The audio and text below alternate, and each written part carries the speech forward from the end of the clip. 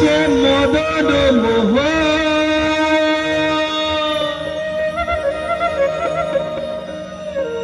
তারে দেখিবার তরে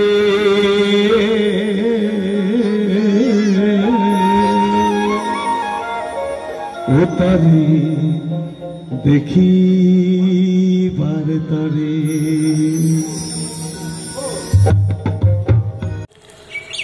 নমস্কার, আমরা ঘুরতে ঘুরতে পেয়ে গেছি গণেশ বাউলকে, আন্তর্জাতিক খ্যাতিসম্পন্ন বাউল শিল্পী গণেশ বাউল। কাল তো সুন্দর মন্ত্রমুগ্ধ হয়েছিলাম কিছুক্ষণের জন্য গানে, এখানকার আহ্বান পেয়ে কেমন লাগছে? অপূর্ব, এক কথা বলা যায় এত সুন্দর এই রাসমেলা, যে কুচবিহার রাসমেলা, মানে ভাবা যায় না।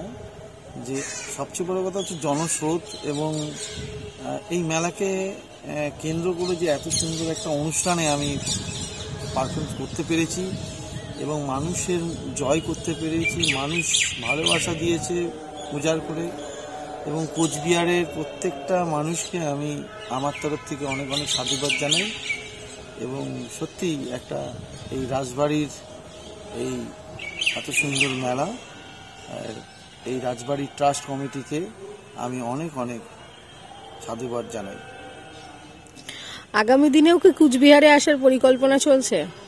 হ্যাঁ, অবশ্যই। এখানকার মানুষেরা আশায় রয়েছে যে আমাকে নিয়ে আরও কিছু প্রোগ্রাম এখানে করবে।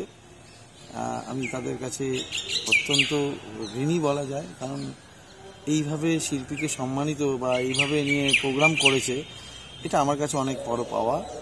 এবং বিশেষ করে পাওয়া হচ্ছে এই রাজবাড়ি রিলেটেড মদনমোহন, তাকে ঘিরে যে এত বড় একটা অনুষ্ঠান, এত বড় মানুষের ঢল নেমে যায়, সেটা এখানে না আসলে সেটা জানা যেত না।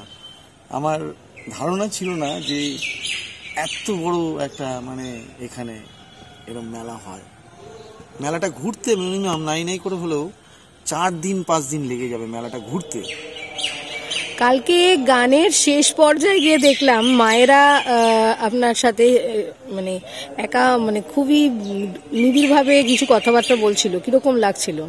খুব ভালো লাগছিল, কারণ অনেক এখানে মায়েরা আমাকে যেভাবে আশীর্বাদ দিয়েছে, রাস্তায় পথে ঘাটে আমাকে যেভাবে সম্মান করেছে, এটা মায়েদের কাছে অনেক বড় পাওয়া। এবং এখানকার ভাইদের, এখানকার প্রশাসন যারা রয়েছে তাদেরকেও আমি অনেক অনেক ধন্যবাদ জানাই।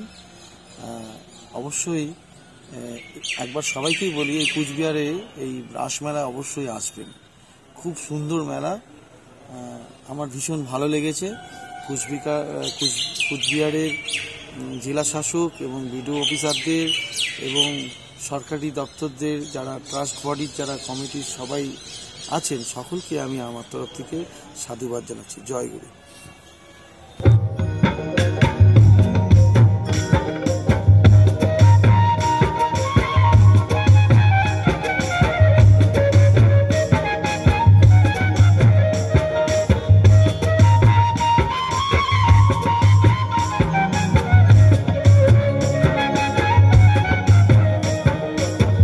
চলো যাই কুচবিহারে,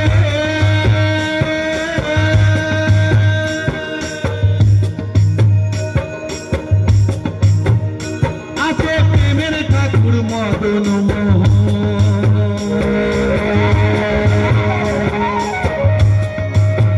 ও তারে দেখিবার তরে, তারে দেখিবার তরে। চলো যাই কুচবিহারে,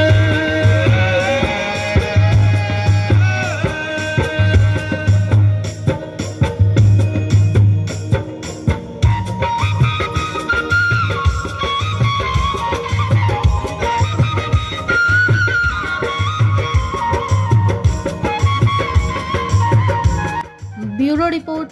আপনারা দেখছেন সমাজ বার্তা, মানুষের সাথে, মানুষের পাশে।